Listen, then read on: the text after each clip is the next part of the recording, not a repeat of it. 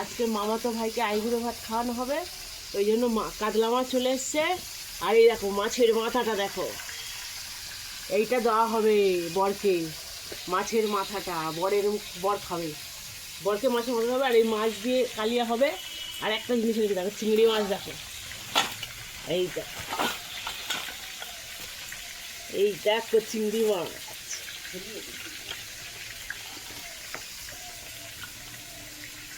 এই যে বড় বড় চিংড়ি মাছের মালাইকারি হবে।